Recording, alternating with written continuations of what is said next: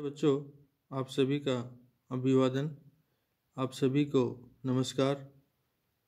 इस समय आपको एमए उत्तरार्ध के तृतीय प्रश्न पत्र गद्य पद्य चंपू के विकल्प के रूप में आपके पाठ्यक्रम में निर्धारित अथवा चलाए जा रहे कवि अथवा लेखक विशेष के अध्ययन के रूप में महाकवि कालिदास का अध्ययन करवाया जा रहा है। और महाकवि कालिदास विरचित जो रचनाएं आपके पाठ्यक्रम में निर्धारित हैं, उनके अंतर्गत उनकी नाट्य कृति मालविक अग्निमित्रम नाटक के प्रथम अंक का अध्ययन हम इस समय कर रहे हैं। और प्रथम अंक के अभी तक हम 16 श्लोक और गद्यांश भाग का, इसके साथ साथ जो गद्यांश भाग दिया हुआ है श्लोकों के साथ साथ आपके इस नाटक के अंतर्गत उसका अध्ययन हम कर चुके हैं। आज इस कालांश में हम गद्यांश भाग के उपरांत दिए गए 17वें श्लोक का अध्ययन करेंगे, अर्थात आपको उसका अध्ययन करवाया जाएगा। तो 17वां श्लोक इस रूप में हम सभी के समक्ष, अर्थात हम सभी को इस रूप में देखने को मिलता है कि लब्धास्पदो अस्मीति विवाद भीरो तितिक्ष मानस्य परेण निंदाम यस्य आगम केवल जीविकायै तम ज्ञान पण्यम वणिजम वदन्ति। फिर देखें इस श्लोक को कि लब्धास्पद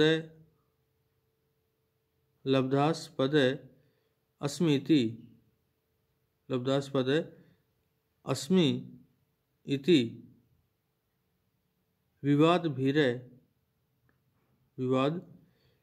भीरो तितिक्षमाणस्य परेण निंदाम यस्य आगम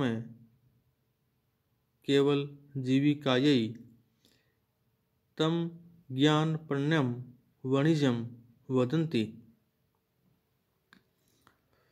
गणदास नाट्याचार्य हैं, वो कह रहे हैं अथवा कहते हैं कि लब्धास्पद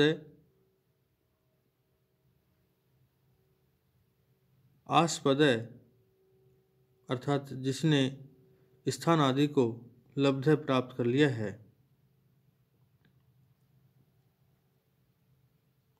अर्थात मुझे स्थान प्राप्त हो गया है,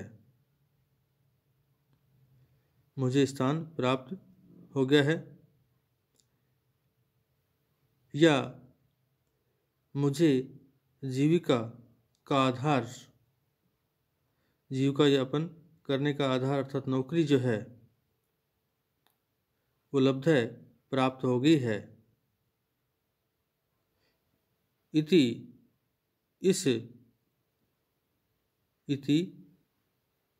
इस विचारधारा वाला व्यक्ति कि मुझे जीविका यापन करने का आधार अर्थात नौकरी जो है वो प्राप्त हो गई है, इति इस विचारधारा वाला व्यक्ति जो है अर्थात आचार्य विवाद भीरो कि विवाद आदि से, झगड़े आदि से या प्रतियोगिता आदि से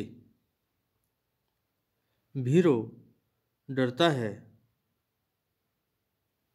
विवाद आदि से, विवादों से या प्रतियोगिता आदि से भीरो डरता है। और परेण निंदाम, परेण और दूसरे व्यक्ति के द्वारा, परेण अन्य व्यक्ति से की गई अथवा दूसरे व्यक्ति से की गई निंदाम अपनी निंदा को तितिक्ष मानस से सहन करता रहता है। यदि कोई दूसरा व्यक्ति उसकी निंदा भी करता है मान लीजिए, तो उसको भी सहन वो करता रहता है। और यस्य आगमय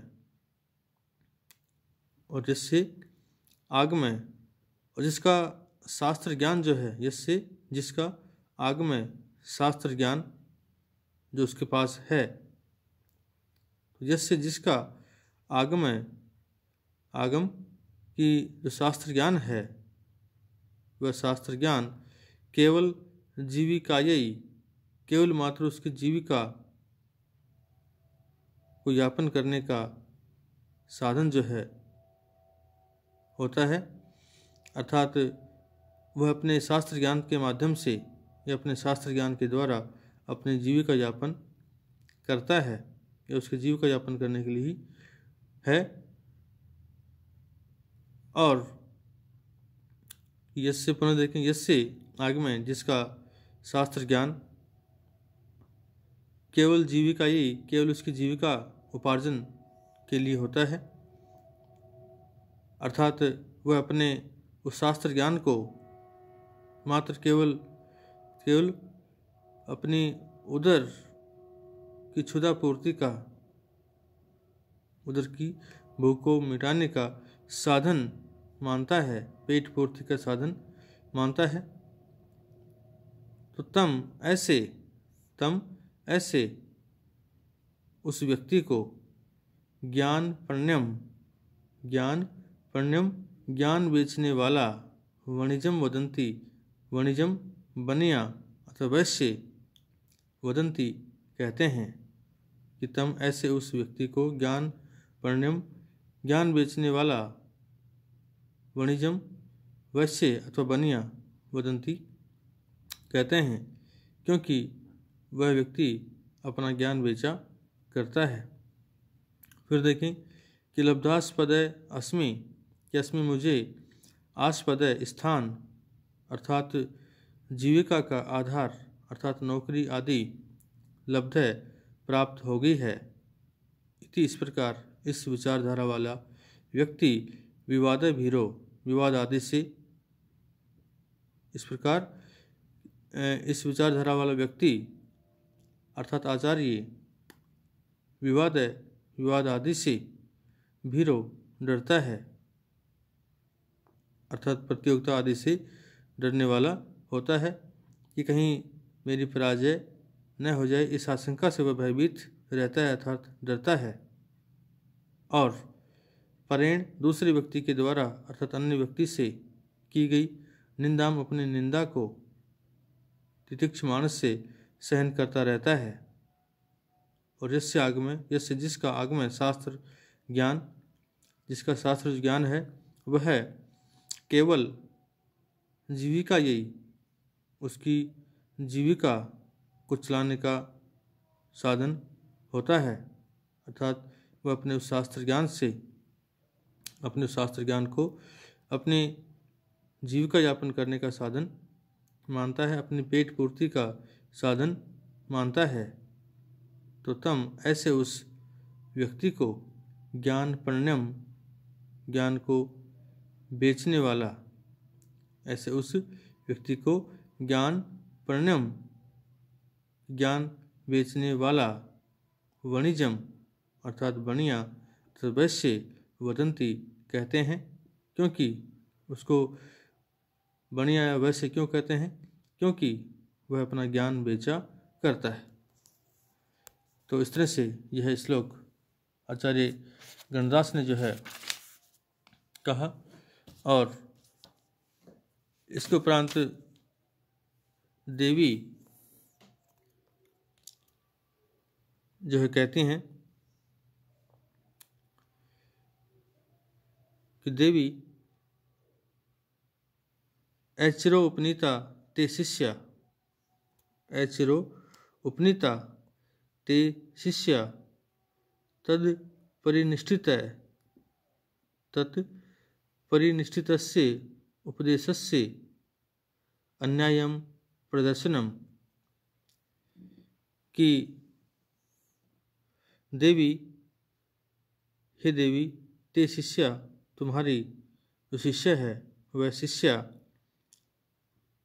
ऐचिर्य उपनीता, ऐचिर्य अभी अभी तो अर्थात अभी ही तो उपनीता तुम्हारे पास लाई गई है, और तत् इसीलिए कि आपकी जो शिष्य है वह अभी अभी तो अभी ही आपके पास लाई गई है। तत्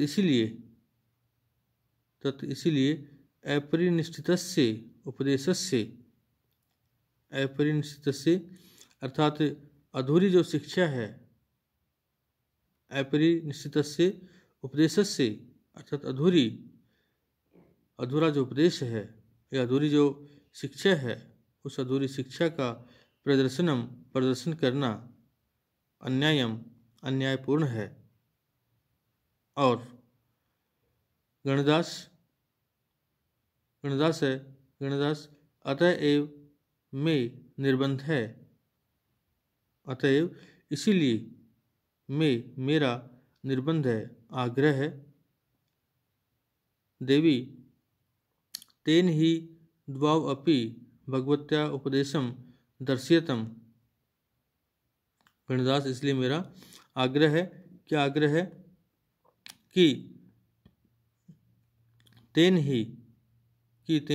इसीलिए या तब तो द्वौ अपि तुम दोनों ही जो है, इसलिए अथवा तब तो निस्संदेह ही द्वौ अपि तुम दोनों ही भगवती जो कौशिकी हैं, उन भगवती कौशिकी के समक्ष जो है उपदेशम अपनी अपनी जो शिक्षा है, अपना अपना जो उपदेश है अर्थात अपनी अपनी जो शिक्षा है, उस अपनी अपनी शिक्षा का दर्शयतम प्रदर्शन कीजिए, अर्थात अपनी अपनी शिक्षा को दिखलाइए, अपने अपने ज्ञान का प्रदर्शन कीजिए। और परिव्राजिका कहती हैं कि देवी, हे देवी, न एतत् न्यायम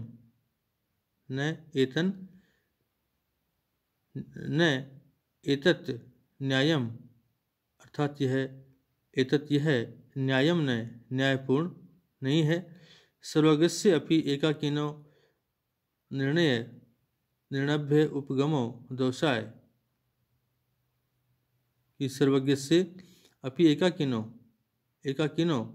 कि सर्वज्ञ होने पर भी, सर्वज्ञस्य अपि कि सर्वज्ञ होने पर भी, एकाकिनो एक ही अर्थात अकेले व्यक्ति के द्वारा लिए गए निर्णय उपगम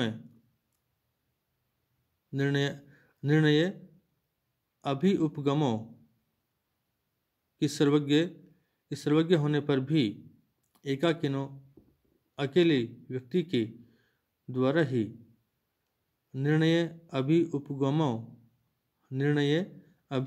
उपगमों कि लिया गया जो निर्णय है, एक अकेले व्यक्ति के द्वारा लिया गया जो निर्णय है, वह निर्णय दोषाय उपगमय अर्थात दोषपूर्ण हो जाता है।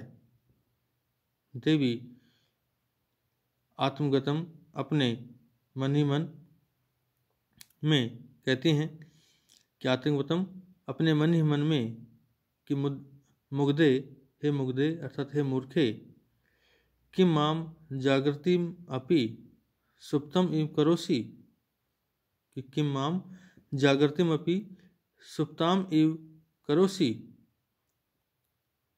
कि हे मुग्धे, हे मूर्खे, कि क्या माम मुझ जागृतिम अपि जागती हुई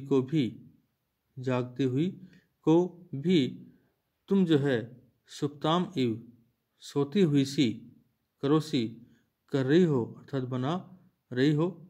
और इति सासूयम परावर्तते, और इति इस प्रकार कहकर सासूयम ईर्ष्यापूर्वक जो है ईर्ष्या सहित परावर्तते अपना मुख जो है मोड़ लेती हैं अर्थात फेर लेती हैं।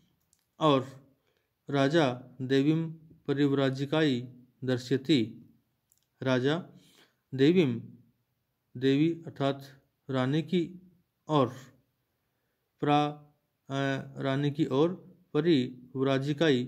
परिव्राजिका का दर्शती ध्यान दिलाता है। परिव्राजिका विलोक्य अर्थात देखकर, और फिर श्लोक कहती हैं, और इस श्लोक का अध्ययन हम जो है अगले कालांश में करेंगे।